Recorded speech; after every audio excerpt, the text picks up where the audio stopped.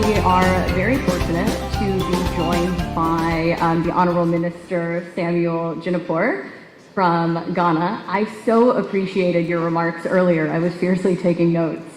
And one of the, when we talk about how to go beyond handshake diplomacy to make sure that we turn that into action, one of the things you said earlier was the importance of building linkages in the whole value chain. How do we get there? Because that's not talking, that's action. What does it take to get there? Well, thank you very much, and thank you for having me. It's a very important question you've asked, and I think that it's a matter that many African governments and policymakers are grappling with. For starters, I think we all agree about there's a consensus that if you're going to have the full benefit of your mineral resources and unleash prosperity to the mass of your people, it must proceed on two fundamental pillars. One must be value addition, as you've quite rightly articulated.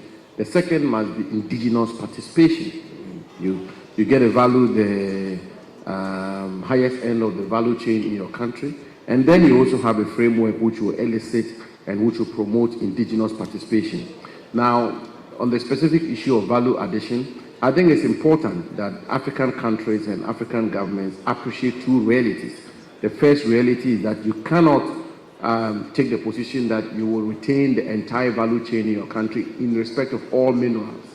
I mean, for example, if you take the lithium industry, the only country in the world today which has been able to build an end-to-end lithium value chain is China. Even the United States has not been able to do that. Australia has not been able to do that. So here, we in Ghana, we are trying to hit at the highest end of the value chain. I mean, Bloomberg says, the mining stage of the lithium industry is about $7 billion United States dollars. The highest end of the value chain is 11 trillion United States dollars. So the question is, where do we fit in? Are we able to fit in at the mid-level or which level?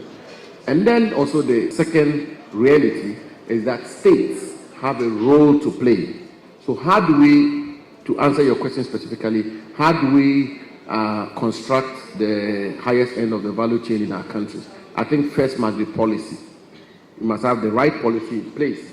Policy framework is absolutely important, which is why in Ghana, under the distinguished leadership of President Akufo-Addo, literally all our mineral resources, we have been able to enact the requisite policy framework. If you take gold, we have a policy that will ensure value addition. If you take lithium, we've come up with a green minerals policy, which says that there should be, under no circumstance will we export our lithium resources in their raw form. We've said, for example, that there should be a minimum Ghanaian participation of 30%. If you take our iron ore resources, we've established by an act of parliament the Ghana Integrated Iron and Steel Development Corporation, GISDEC, which is insisting that the value chain be retained in the country. So policy is important. That is number one.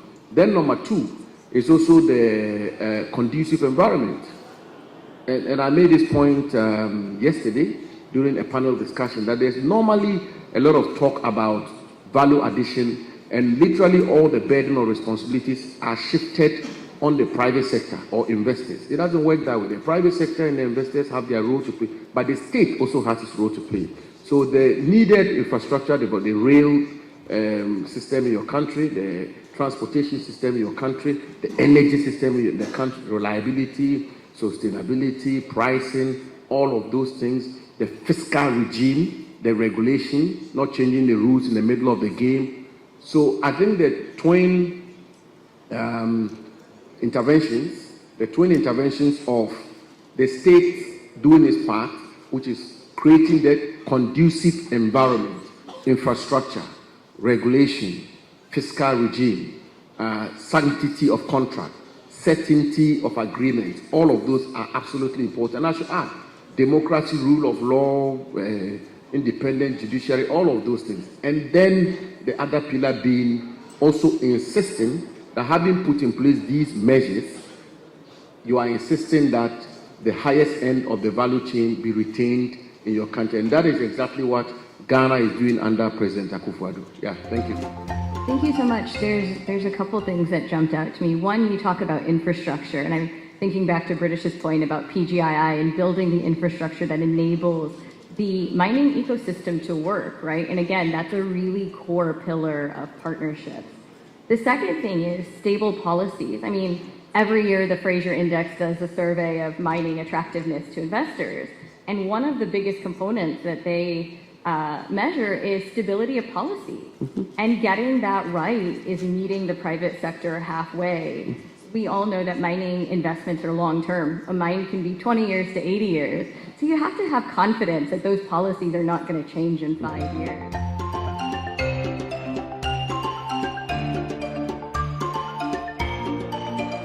Just to follow up on what the minister said and what our friend from the British government said is, one thing we haven't talked about is capacity building and how do you help make the environment more conducive, but also more mutually beneficial.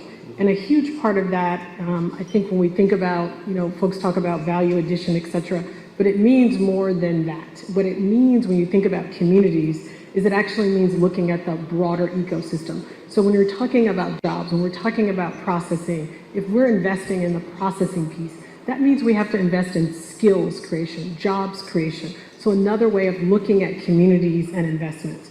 Again, so the environment is mutually conducive, but also Africa wins, not just the investors. It's both and.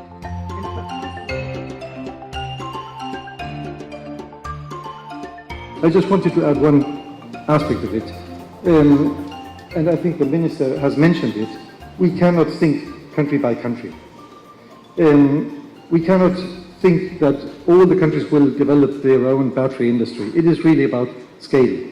In order to be competitive, and in the end it comes down to competitiveness, being able to compete in a market which is highly competitive, and which is highly competitive because producers produce at an enormous scale. So we have to think regionally. There's one of the points that I thought was interesting was we talk a lot about the African Continental Free Trade Area, but we wrote a book, it came out last year, called Harnessing Africa's Natural Resources for Economic Transformation Amidst Decarbonization. And we get to a little bit of what you were just saying is why don't we start in smaller nodes? Like why don't we use ECOWAS or SADC or even SACU on a smaller level, right? Or the EAC is how do we build trade in our regional economic communities to build that value addition as like a step approach before we get to that? Because you're right, you can't build everything in every country. I think it's a really good point. Minister, I want to actually dig into something you said a little bit earlier because it relates to making a more mutually beneficial model of mining. How do we ensure that our communities are brought into this process? We often talk to our communities, but they're not part of that process in a very meaningful way. How do we strengthen the kind of engagement between national governments, local communities, workers, and the mining sector? Yeah, thank you very much. Well, first of all, I think we need to proceed on the basis where the mining industry unleashes the prosperity that it shows. It's on the basis of that you can have a proper benefit sharing, which is equitable, which is just, and which is satisfactory. And the matters to do with international mineral partnership, if you allow me to be blunt, let me be blunt here. Take for example about today, in spite of all that has happened on the African continent in terms of extraction, Africa still holds 30% of all the world's mineral reserves. If you take copper, zinc, and the rest, we run into 90%, 70%, and so on and so forth. And yet, we have a situation in Africa where the world's 1.1 billion poor people, half of them are in Africa. The IMF, for example, projects that GDP per capita income of the 30 poorest countries, 25 of them are in Africa. And so the question that arises is that why are we where we are today? Why we are where we are today partly is because of our historical antecedents. Historical antecedents in the sense that from colonial era to date, the policy, as I call it, of dig and ship, just dig it and ship it out, has not helped Africa. But that is spilled milk, and I'm not too sure that we should continue to look backwards. We should look forward. And to look forward means also that we have a different Africa, and I think it's absolutely important for us to underscore that point and do so forcefully. The Africa of 50 years ago is not Africa today. It's a completely different Africa. The young people of Africa, like myself, are very, very awake and getting involved, and I think that is good. And this conversation we are having in and by itself is a step forward. Now, there are one or two things we believe African governments and African countries must do. The first one, in my view, is that we need, as you pointed out on the African Continental Free Trade Area, we need to synchronize our efforts.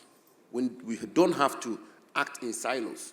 So if a company can come to Zambia, and the Zambian authorities have put in place policies which ensures value addition, but that company can come to Ghana and extract the same mineral and export it in its raw form, is self-defeating. So synchronization and harmonization of our efforts is absolutely important.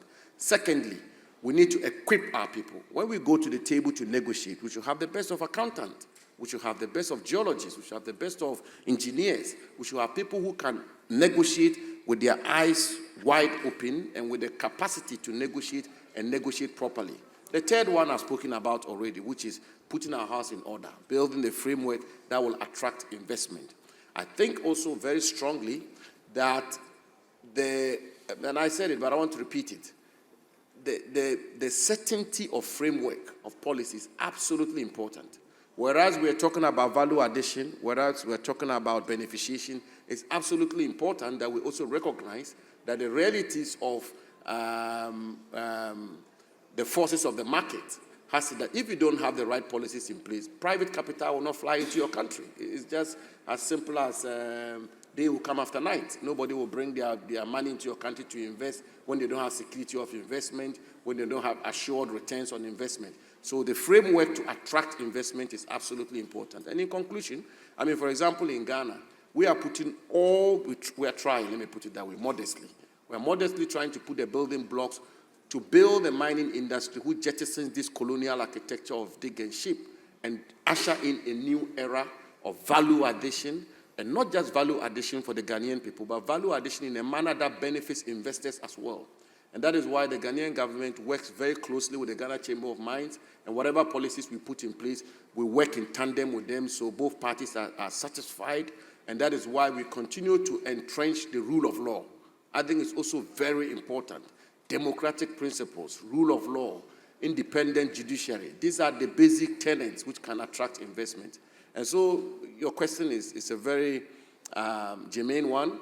And I think that these conversations are all well and good, but we need to walk the talk. We need to back our talk with actions. And Ghana is doing just that. And Ghana is the place to invest. And Ghana is the place we are putting the measures to attract investments. And I think if you take